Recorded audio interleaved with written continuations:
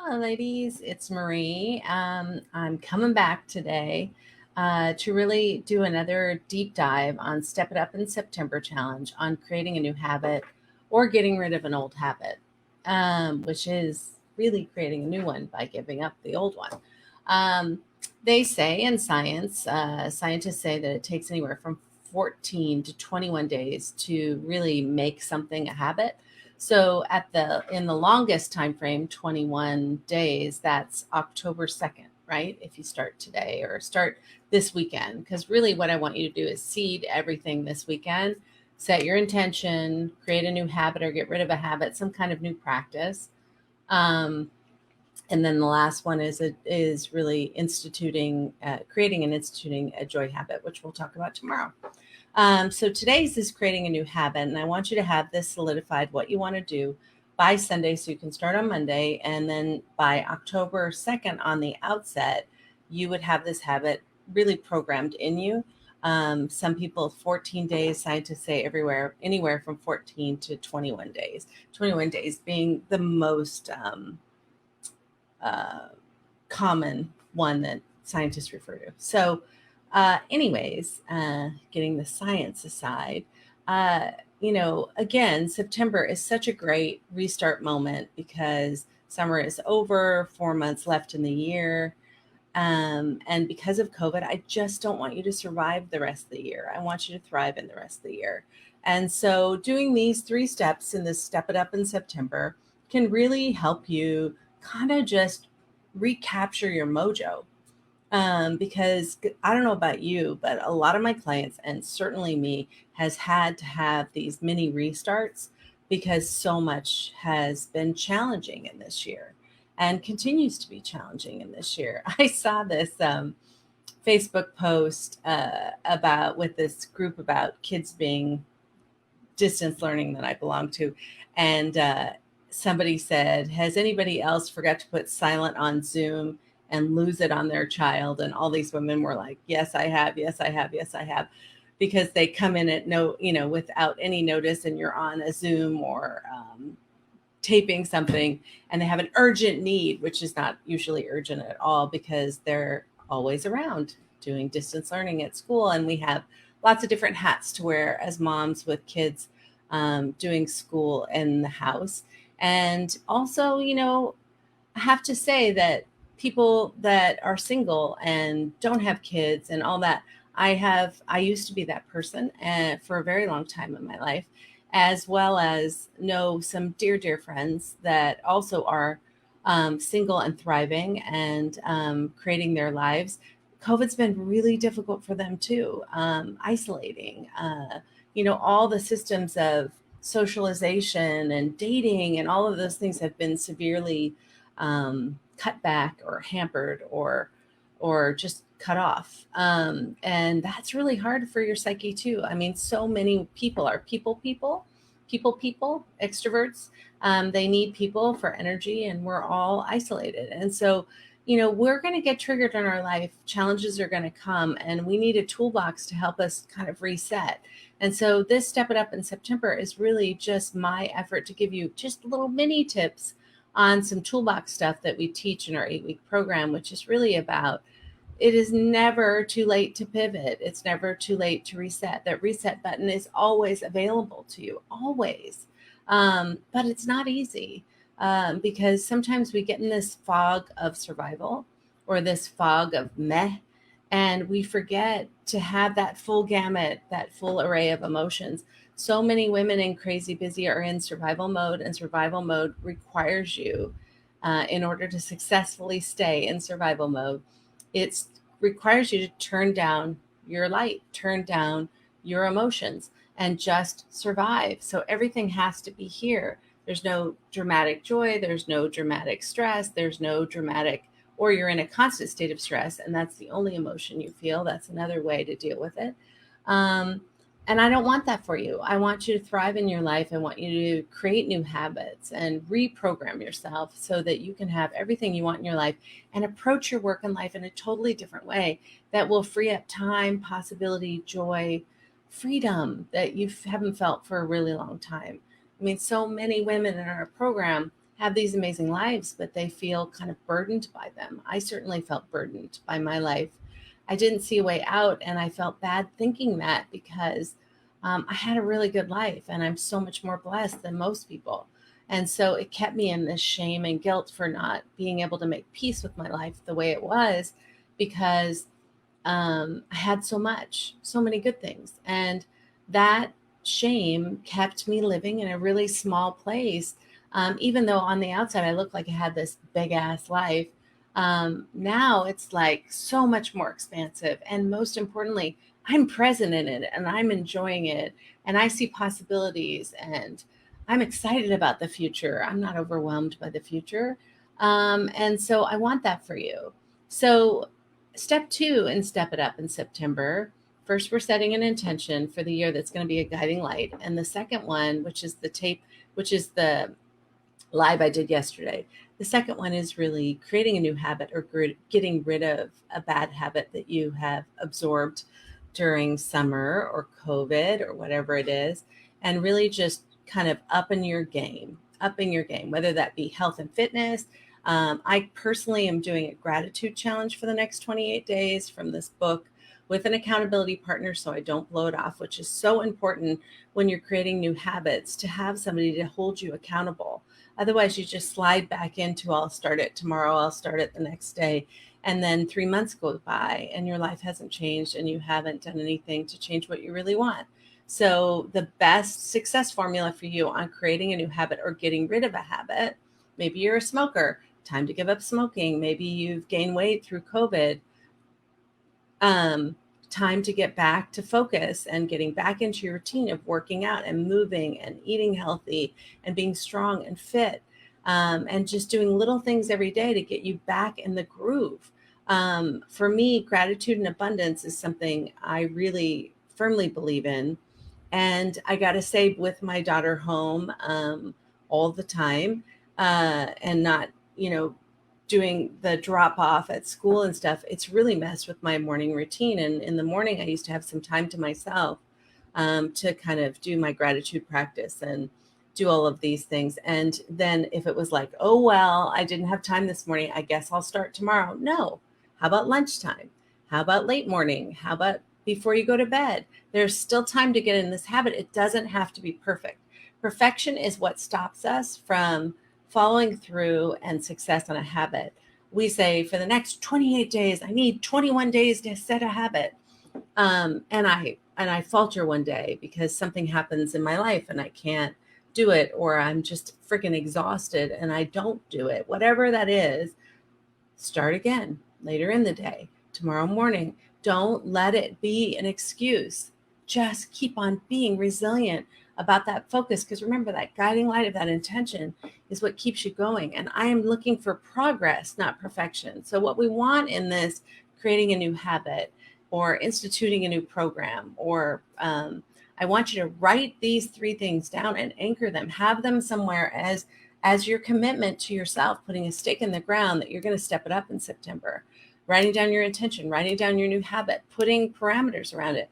Like mine is a daily practice of gratitude, which is following this book. And it takes anywhere from 5 to 30 minutes, depending on the day. And sometimes, like yesterday, I thought it was going to take like 5 to 15 minutes and I ran out of time. So I picked it back up last night before I went to bed and I felt so peaceful before I went to bed. So it made me realize that like maybe that's not such a bad thing to not get it all done in the morning and finish it up at night or double down at night, and start, go to bed with that calm and peace and gratefulness. So it turned out to be a positive. But most importantly, I didn't go, oh God, I made a commitment to myself and I didn't make the time and this is not a moment to judge or beat yourself up.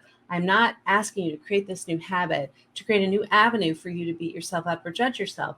I'm saying this is a mini challenge for you to find time for yourself in your daily life and putting yourself as a priority. That's really what's behind this create a new habit. What's behind the intentions is learning to step outside of your circumstances and not let triggers guide you in your life, but to have a guiding light for that. This mini challenge on creating a new habit is to show you that you can make yourself a priority, even if it is for 15 minutes of the day. And then we'll build on that. But what is it that you're going to do? An hour workout, 10,000 steps, giving up alcohol, good God, or wine, gratitude practice, taking a course for the next 30 days, whatever it is that's going to really something that you know is good for you and you really want to institute, maybe something you left behind that really worked for you that you want to bring back into your life.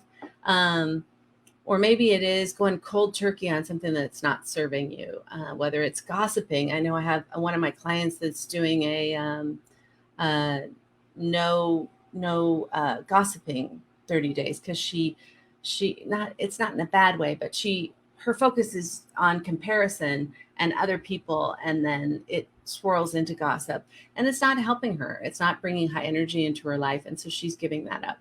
I have another friend who is creating a 30 days of no judgment on herself, which is going to be really hard. So what we put into place was, when it comes in, clap your hands, say, stop, I'm not judging myself anymore. I'm not doing that. And then just ground yourself and breathe, and just stop the pattern of judgment in your life. That's a really powerful one.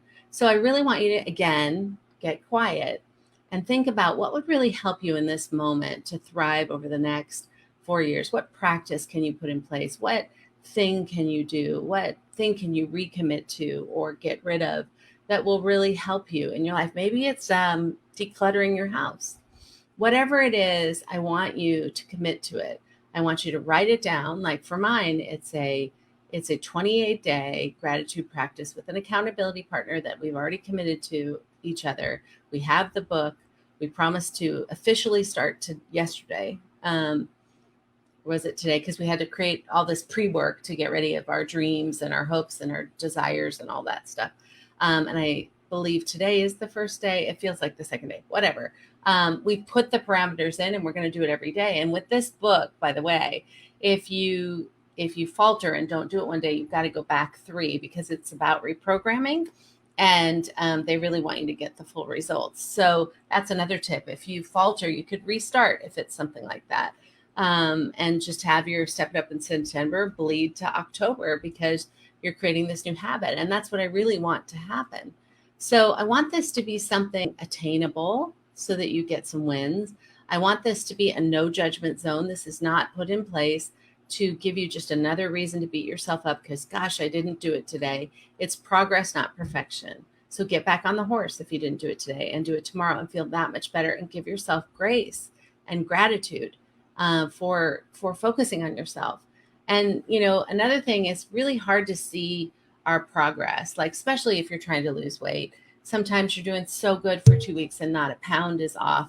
So many times we're really changing our life and doing everything that my program with my women in the program, they're doing everything right, but they're not seeing the results yet, because the first 3 or 4 weeks are really about cleaning out and kind of taking the house down to the foundation so we can rebuild it.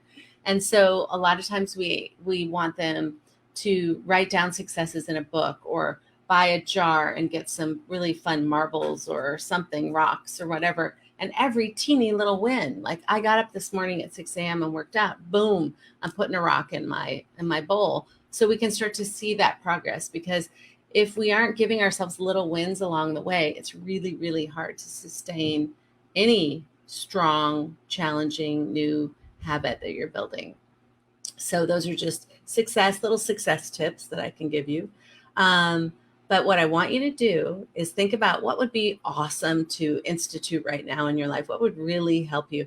Maybe it is just going to bed earlier. Maybe it is having a nighttime routine that you don't go to bed stressed or with the TV on. Maybe, because this is a challenge I always challenge the women in our group to do. Maybe it is to make a practice of not looking at your phone for the first half an hour to hour of every day. Not using it as an alarm clock, not looking at it. Maybe it's a social media diet for 28 days, except me. Stay in touch with me, because I can help you get through this Step It Up in September. But everything else, just take off. Maybe it's taking notifications off your phone so that you're not distracted. Maybe it's setting down your phone for, I know I do this from 5:30 to 8:30 so I can have some time of being present with my daughter. And I'm not perfect at it. Sometimes I don't do it, but I got into the habit of sitting next to her on my phone watching TV or something, and that's really not being present. So I tried to create that habit earlier this year. And most of the time I do a really good job, and I've given her a word. We use this code word pickle so that we don't get an argument, or I don't, she doesn't have to go, Mom, you're on your phone. And we get in this little, she just goes pickle. And I go, ooh, ooh, and I set down my phone. So it's just bringing some fun and joy into it. So these are just all sorts of ideas, but most importantly, it has to be something for you that comes from you. I'm just trying to get the juices flowing. So get quiet and finish your intention and think about what habit, what habit you're going to institute or what habit you're going to break in the next 28 days or whatever we have left of September, to come out stronger and be healthier mentally and maybe physically to thrive the rest of this year. Okay. Now, tomorrow we're going to talk about a joy practice because it's so important for crazy busy women to remember fun and joy and not just get caught up in all the to-dos of our life and survive it. So we're going to talk about the importance of that. But I really, really, really wanted to talk to you today about what I mean by creating a new habit or getting rid of a bad one, so that you understood it, so you can do it. And again, anchor it, write it down, put some parameters around it, get an accountability partner, check in with yourself, progress, not perfection, and no judgment zone. Okay. I hope this helped you kind of just really start to figure out what you're going to do for your new habit or breaking a bad habit so you can be part of Step It Up in September, which is such a valuable month to kind of reset your clock. Okay. Love you guys. Hope this helped. Again, I really want to help you. And if any of the stuff that I am saying is resonating with you, or you feel like I am speaking your language, go to crazybusywomen.com and let me help you. There's so many ways I can help you. Watch my free masterclass at crazybusywomen.com, which really just talks about how not to look towards trying to achieve work-life balance, which is just total BS for women, but rather focus on freedom, joy, and success, because you can have all three, and gives you some 5 shifts that you can do to get that, that you can put in action today, a very, very step-by-step, or get on a breakthrough call with me or somebody from my team to just let's get to the bottom of what's getting in your way, what your life looks like now, what you want it to look like, where you're stuck, and let's create a plan for you to get out of your current circumstance and thrive in your life, not just the rest of the year. Or a free coaching call, crazybusywomen.com. You can sign up for all of these things. Follow me. I'm on Instagram. I'm on YouTube. I'm on Pinterest. I'm on LinkedIn. I'm everywhere. And if you want to join our private community, it's on Facebook, and it's Crazy Busy Women in Balance. And, we'd love to have you. It's a strong community that's growing of thousands of women who really respond to the words crazy busy woman and giving each other help. Me trying to help you, giving you some key tips and things to think about to get you out of your circumstance and start seeing your world in a different way. Because I really believe that you can reprogram the way that you're living to free up space and freedom and joy and see possibilities in the world that you never thought were possible, because you're stuck in contraction and crazy busy and stress and not living the life that you work so hard to build. And I want you to enjoy and live that life to the fullest and feel joy in your heart and freedom, and unleash that little girl inside you that's still there, that wants to skip and have fun and laugh. She's still there waiting to get out more. And we want to help her get out. And, you can still be a badass businesswoman and have joy, success, and lightness to you. Lightness. I mean, so many women we work with feel so heavy and burdened and heavy, darkness. I want you to turn your bright light all the way on and live the rest of your life in fullness of abundance and joy and happiness and freedom, and still be successful and still be there for the people in your life. And we can do that. I've done it for countless women. I've done it for myself. I walk the talk. Yeah, that's right. Hey, I'm a single working mom who runs two businesses, and I can find the time for joy, laughter, freedom, and success. And I want to teach you how to do that. Okay. Love you. Bye.